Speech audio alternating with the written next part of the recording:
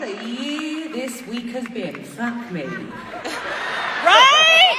That's all I'm going to say, because first of all, it's March and it's not November. So obviously, we were all supposed to be here together in March. I cannot apologise enough. I'm only going to do it once.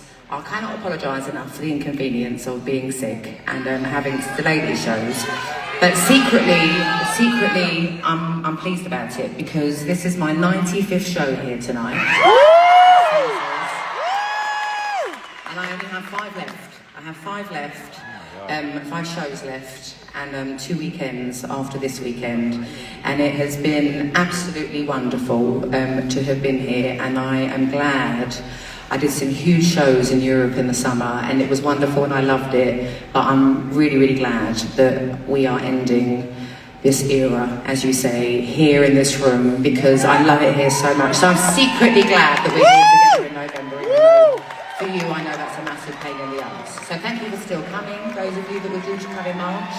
I appreciate that very, very much. How many of you have seen this show before? And how many of you have not seen this show before?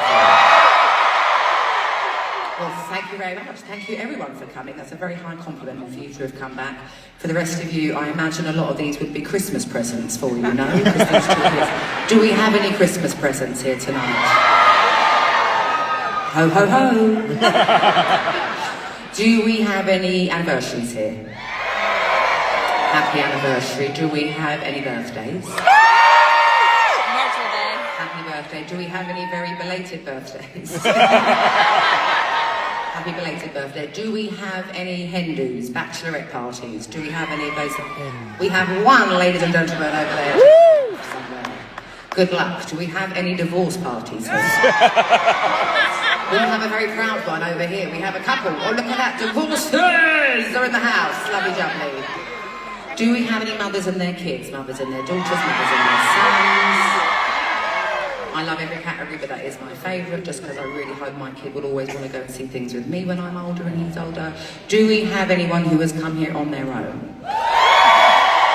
Okay, that is a nice handful. That is wonderful. I couldn't possibly keep saying wonderful if I tried, could I? I think I've said it about 100 times since I've come on the stage. I used to go to shows all the time on my own when I was younger, and I loved it. I often enjoyed it more than I did when I was with other people. So thank you for coming on your own. I appreciate that. I hope you have a good night. And do we have, it's fine, I will not be offended. This is my second favourite category that I like to ask. Do we have anyone here? Well, first of all, do we have any girls' trips? And do we have any gays trips here? Which brings me to my question, mainly, I imagine, for the straight men who are in here. Do we have anyone that has been dragged against their will? Yes, it's fine, it's fine. It doesn't offend me. I love it, because I'm going to make it my mission tonight to win you over. It's not going to take a lot, though, because you will get laid. You are going to get laid. Yes? By being a good sport and coming here, but also, in case you haven't heard all of my music, it is love making music. She's going to go through a roller coaster all night. She's going to be all later. So you'll be thanking me later and you'll be my biggest fan. Yes, you will. Well, anyway, welcome one and all. As I said to you, we're very, very close to the end, and it's getting very, very bittersweet, because it's been a very, very long time, and I really have, I've grown so much as a person in the last sort of 2-3 years. And obviously I was supposed to start here 3 years ago, but we won't talk about that, because, you know, that was a fucking shit show. But once we did get it off the ground, it's just been incredible, and having the stability of knowing I can do this show every weekend and knowing exactly where it is and what to expect from it has just given me so much time to really bloom and blossom in my real life. So it really has. It has really helped me so much in the things that I've had to get done. So it's very, very bittersweet. I'm ready for it to end, but in a beautiful way, you know, not as in like, fuck this is fucking shit, nothing like that. It's time for me to move on to the next season of my life, and I'm excited about it. I'm very, very excited about it. Thank you for being part of one of these very, very bittersweet shows. So we have done, it's 5 weekends this last little run, and we have done 5 shows now. Yes, that's right. Today, this is the 5th show of the 10 shows that I have left, and 5 is my lucky number. So this is my 5th, and then I only have 5 left, so we're in a really, really good space number-wise. You know, I'm obsessed with numbers, 19, 21, 25, 30, It's my thing, so yeah, I like leaning into that.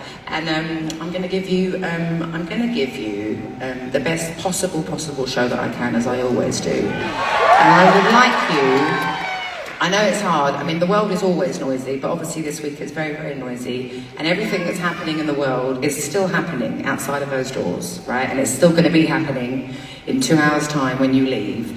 So let's all agree just to switch off while we're in here, have fun, pretend it's March.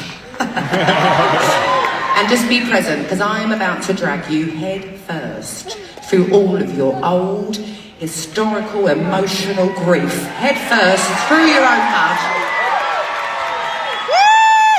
And I've been doing this such a long time now, it's probably before you even cared what was happening in the world. So let's just revisit that, because the minute you step out there, it's going to be really, really noisy again. I'm going to try my hardest to make you laugh and give you whiplash for the next 2 hours. I make you cry, I make you laugh. I do revel in trying to make people laugh.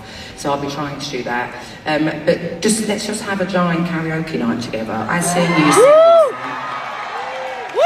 And we're going to have the time of our lives. And for those of you that haven't seen it, this show is very much a grower and not a shower. So I know it looks incredibly intimate right now. Obviously it's an intimate room, but the stage looks a little bit beautiful, but basic. But trust me, it does a lot of things. So I'm going to give you every possible element of a show that I can. I love this show. It's my favourite show I've ever done. I really, really bled into it. So obviously there's a lot of piano ballads in the show. Let's not pretend that's not true. So I'm going to do a couple more piano ballads in this setup, and then I'll be doing lots more for you throughout the night. There is a moment where I'm going to give you 3 up-tempo pop songs, like, you know, little bangers.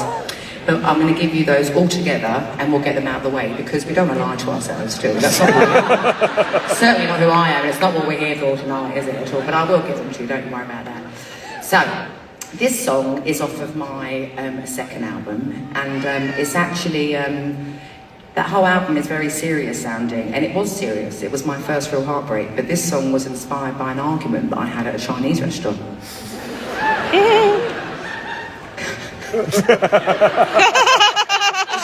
It's true. And it's about, I kind of really incorporated a Lazy Susan table into the title of this song. You know, the Chinese restaurants when the tables turn? Yes, it's one of those. We were having an argument in a Chinese restaurant in New York, and it pissed me off that he put his hand on the Lazy Susan and wouldn't let me get my food. But it produced this song, so take it away, Eric. Hey!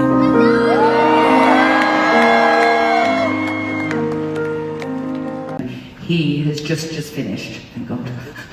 He just finished a season of flag football. I have no fucking idea what that is.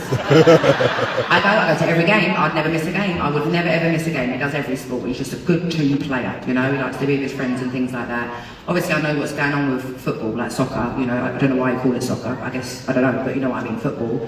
I go to that basketball. I get, thank God, for my fiance. Imagine if I didn't like basketball and I was about to marry an Asian. That'd be crazy.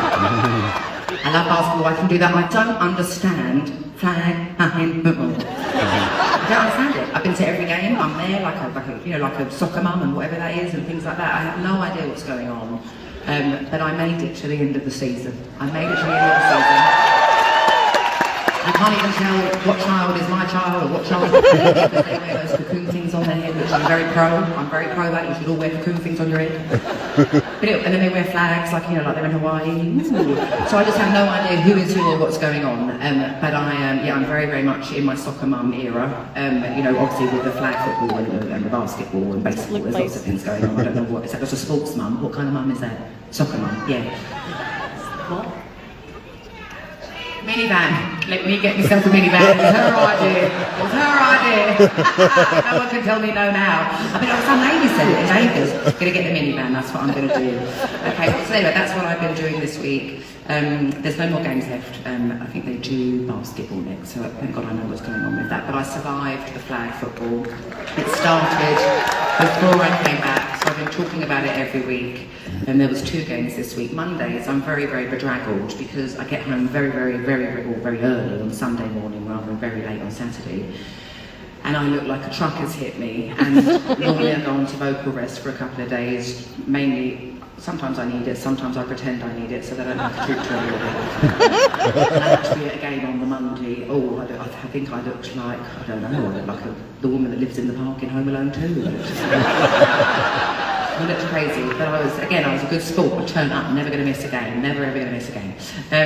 Anyway, I'm going to do now for you the first song that I wrote for the second album that I was just telling you about. And I'd also like to let you know that I am the biggest drama queen in the world, okay? And I lean into it now that I'm getting older. I'm 37 soon, well, I'm 36 and a half. But I like saying I'm 37 soon because I love it. The older I get, I love it. I love myself. I get more patience. I enjoy life the older I get, and I absolutely am loving it. So that's why I'm leaning towards 37. But I used to make the biggest deal out of. I still do. But I wrote my second album is the most dramatic fucking thing I've ever done in my life, and I meant every single word of it, and I didn't realise how dramatic I would be. I was saying last week, I don't know why I was talking about my first album last week, but my first album was mainly about one person also, not the same person that 21 was about, but I realised last week I don't even remember his fucking name.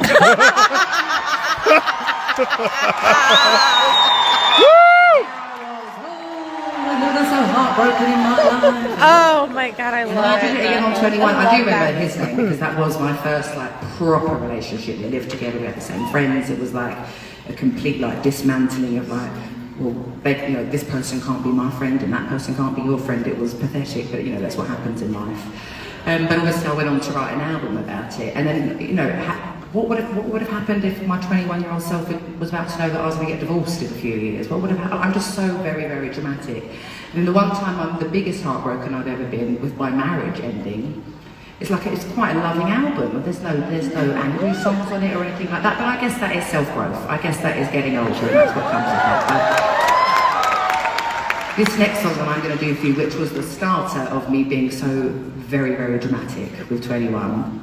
I was very lucky that I was able to travel somewhat with my first album, with the one about the guy, I don't remember his name. And very, very lucky to come to America. And I know that doesn't sound like a big deal necessarily nowadays. Obviously for the majority of people in this room, you will know that is a big deal because I'm not, I wasn't a streaming artist. I wasn't, social media didn't even really exist when I first came out. I was a MySpace artist, but that was as far as it went, And so it's not instant that you can have any kind of audience anywhere, really, back in the day, of where you might be able to go and actually be a singer. So I was very, very lucky that I got to do some TV and things like that over here in America, and I got to tour pretty extensively, not big arena tours and things like that, but I got to do amazing clubs and amazing theatres and really, really travel around.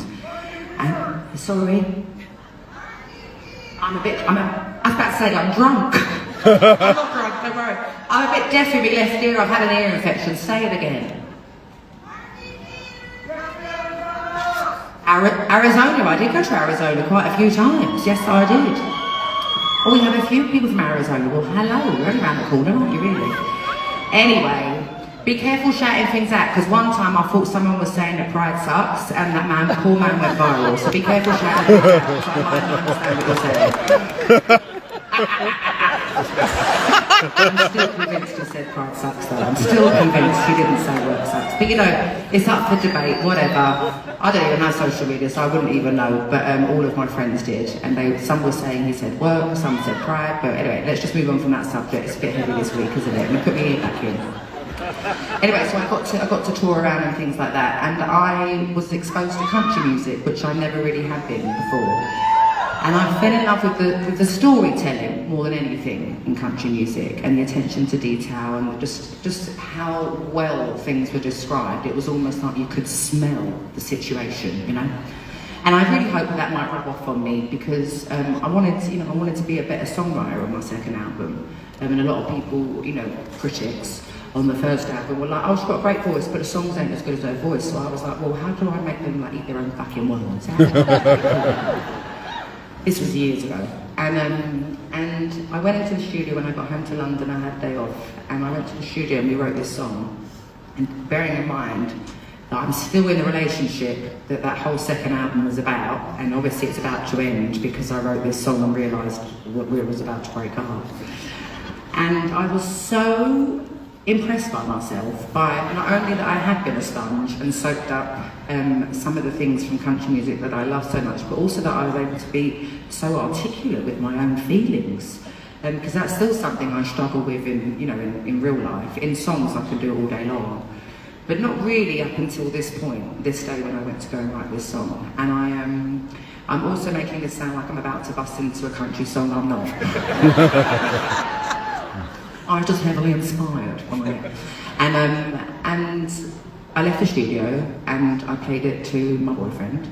And he was like, oh, that's how you're feeling. And I was like, oh, I know, yes, it's how I'm feeling. And then we broke up, and then I was truly devastated. And then I was But anyway, that's the story behind this. And this was the beginning of the end of life as I knew it. I wrote 21 very, very quickly, all in the sort of eye of the storm of everything that was happening. And the rest is history. That album grew a pair of legs and it's been running around the world with its knickers off for years. That's what it's been doing. But before I sing you the song, I need to introduce you to the girls because I need their help. It's very, very important. Ow! So please give a massive round of applause to Samira, Amanda and Katie. Come on out, girls.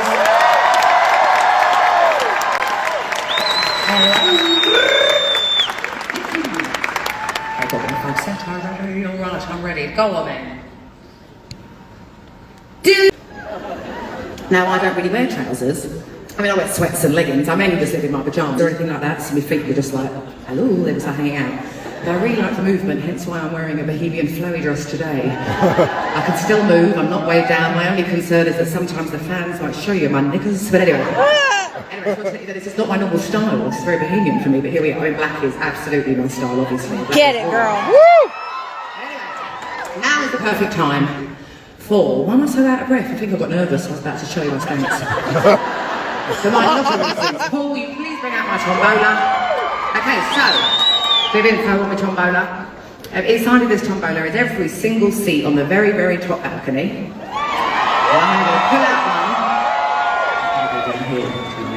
I'm going to pull out one, and you and yourself can bring one person down with you, and you can be my guests for the rest of the night down here towards the front. Please make sure you heard me when I say you and one person. So if you're in a big group, I don't know what you're going to do. What? You're going to do some choosing, don't you? But if you don't want to come down or you can't choose, that's fine. Just let me know and I'll pick another one out. I won't be offended at all. I think you're crazy, but I won't be offended. Okay, so we've got block 404. That's you got bang in the middle, innit? Row F for Freddie. Seat 418. 418, row F. Make yourself known. 418. Who is it? You on the end? I don't think, well, he doesn't look excited, but that's him. Will you wave your arms? Can you wave for me if it's you? Oh, it's you with the sparkly gold top and then, yes, and then a black top next to you. Take your time, come on down. Do you want to come down? I feel like you're part of a big group. She's like, yes, I do. Don't rush, take your time, go to the nearest usher, they'll bring you down and we will talk to you in a little while, grab a drink on your way. How many of you are drunk? That's a bit mediocre for a Friday night. Week of an election. Come on, catch up. Oh, yeah. Catch up, guys. The drunker you are, the better I am, so I fully endorse it. Right, so now, I'm going to sing you, this is the bit where I'm doing you my 3 up tempos like I told you I would. Get them out of the way so we can all be miserable. This one, God, I love her. It was obviously about something very big deal to me when I was 25 in writing this, but the way I introduce it now is just that this is a song for people who sometimes come into our lives. And when they leave, we search for the true meaning behind them having come into our lives. And sometimes there isn't one. Sometimes people don't represent anything and they don't have to mean anything, and that's fine, and vice versa. I think I like to think that I always have a good influence on people's lives when I have like any kind of deep meaning connection with them, and I'm sure some of them are like, no I don't, no I don't actually. And that's absolutely fine. I've come to that realisation of years of searching for what did it all mean, and sometimes it doesn't have to mean anything. And so again, I've grown out of that drama queen phase that I was even in when I was 25 writing a song. So this song is for all those fuckers that we don't care about. Yeah! Just at a time.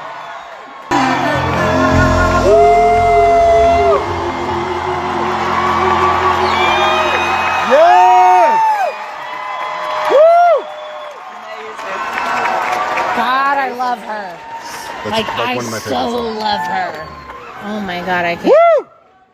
Thank you very much. Oh, thank you! Now it's time for my favourite part of the show. I know, but it's terrible because it has nothing to do with singing, it has nothing to do with music. It is time for my t-shirt guns.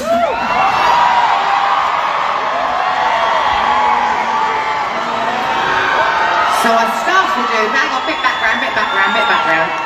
I started doing these years ago, like 7-8 years ago, in like massive outdoor stadiums, parks, not baseball, what's it called, cricket grounds and things like that.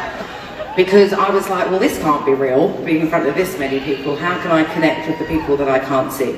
Now, I'm not talking about you. I can see your eyeballs up there.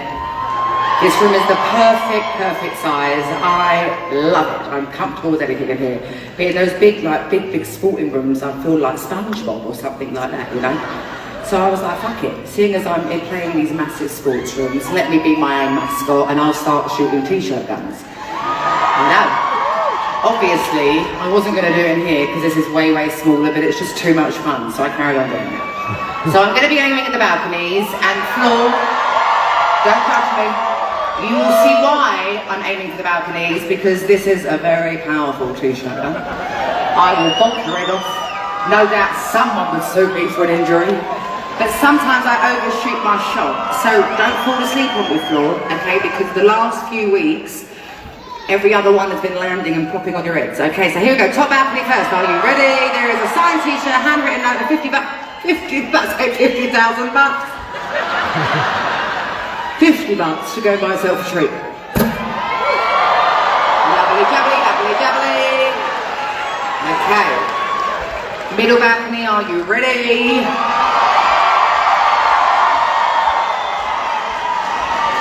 I have 4, okay, middle balcony. Now this one's harder, okay? Woo! Top balcony again. Overshot the shot, fuck. Hang on. I've got 2 more around the other side. I'm sorry, middle balcony, I overshot it. Okay. It's very powerful, I told you. When I just did my summer shows, walked over one of my fans. They're air fans, not a person, don't worry. When I was doing my huge summer shows, it was huge, it was wild. They built me, how do I say this word without it sounding aggressive? Say it again, tell me.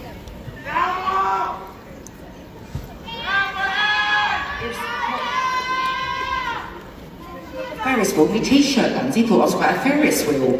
You couldn't pay me to go on a Ferris wheel. I got stuck up there when I was a kid, don't like it.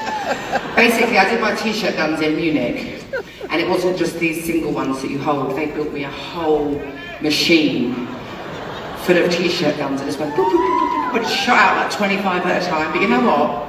It was fun, but they weren't as good as these ones. No, they weren't. Okay, here we go. Top balcony, are you ready? Oh, back row. Nice one, I saw that. Right, middle balcony, come on.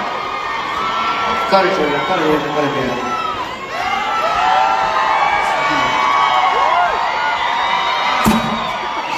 Perfect. Fucking perfect. Absolutely great. It's harder because the opening is smaller. Okay, there we go. Right, let me grab your hot honey. In it dry in Vegas today, have you not felt it? Oh my God. I had to keep reapplying my hyaluronic theorem or whatever it's called. My face is so thirsty. Let me just check this fan is off, otherwise it's going to be alright. Okay, hello, you look so glamorous, my gosh. Oh my Whose God. seat did I actually call out? Hello, sir, what is your name? Andy? Oh, Ed, sorry, hang on, you put me drink down, take both my ears out. Ed, okay, Ed, you look so glamorous, I can't get over it. And who are you here tonight with, Ed? Hello, wife Kathy, and where have you guys come from? Austin, Texas, love Austin, Texas. Are you I mean, are you both originally from Austin, Texas? How long have you been there? A long time. Where are you originally from? From Ohio. Where are you from? Are you both from Ohio? I like to think of myself as an Ohio honoree. My partner, yes, he's from Ohio, so I love a bit of Ohio, yes I do. I can't say I've been all over. I've only been to Cleveland and Columbus. I know there's obviously a lot of places. And how long have you guys been in Vegas? When did you guys get here? Thursday. Oh, hang on a minute. So you've been here for a day or so already. What have you done?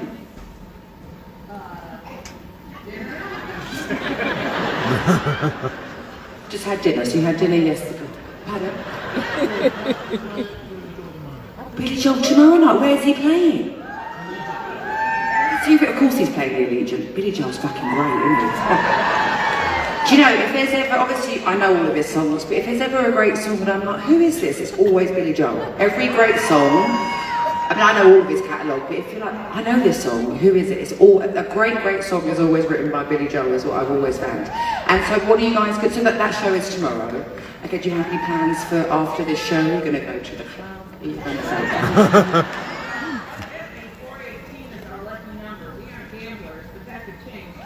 There we go. Oh, I love that. I love it. I've never gambled. I think I'd be terrible at it. I think I'd lose everything. Now, you look very, very glamorous. I can't actually get over the look. I wish she's like a shining ball and he's in a velvet suit and like a suede velvet shirt as well. I know, some people get shy, I know, but you look absolutely incredible. And then when are you guys going home to Austin? Okay, so what are you doing on Sunday? I know I'm being nosy. It's just I don't really meet strangers very often, so I'd revel in it.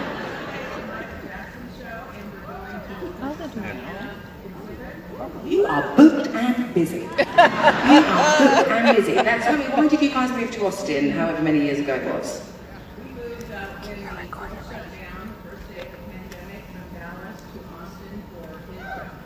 Oh, okay, so I thought you said that you've been in Austin for 18 years. Oh, in Texas for 18 years. Oh, so you moved to Austin during COVID. And how long have you guys been together? You can lie if you want.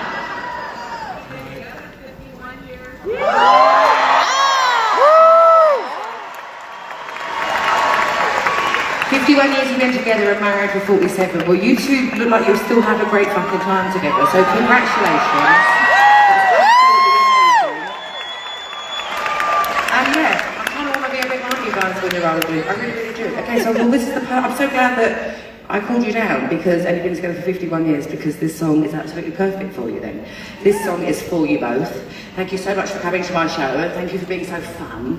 Have fun at Billy Joel, have fun at Michael Jackson, have fun. I've been to the Diana exhibition, not here in Vegas, but I think it's the same one, it travels. And She's so pretty. You'll have a lot of fun. This is Make You Feel My Love. Yeah.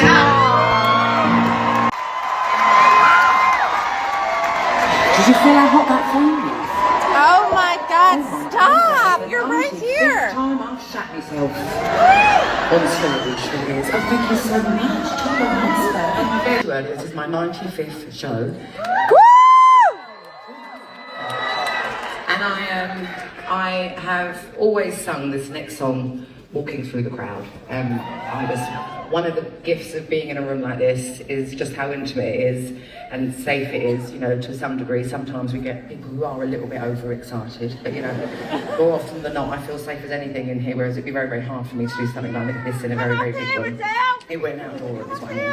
And I used to talk away with people in the aisles and things like that, and often people would cry and we would exchange bodily fluids, mine being sweat, theirs being tears, and I kept getting ill, not gonna lie, sorry, I kept getting sick all the time. Obviously, being in one place for 2 years, I also have a child, and children, as much as they are wonderful, they are disgusting, they don't use hand sanitizer the way that I do.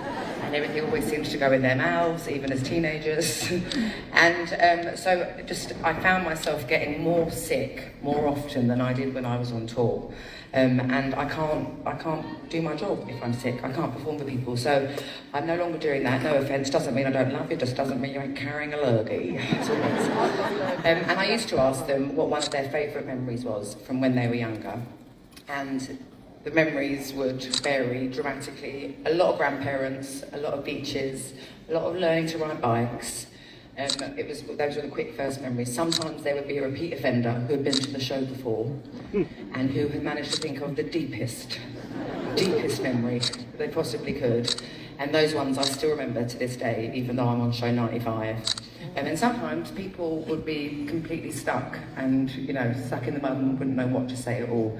And I would then in turn give one of my memories from when I was younger, but I'm not going to lie, I've run out of good ones, 90 memories, I stopped at 90. 90 good memories. It's harder to rack my brain of them, but also I'm a very naturally sad, pessimistic person, which again I fully embrace these days. It's part of who I am. It's actually some of the best parts of me, but I don't want to be a Debbie Downer at these shows and give you a traumatic sort of PTSD memory from my childhood. So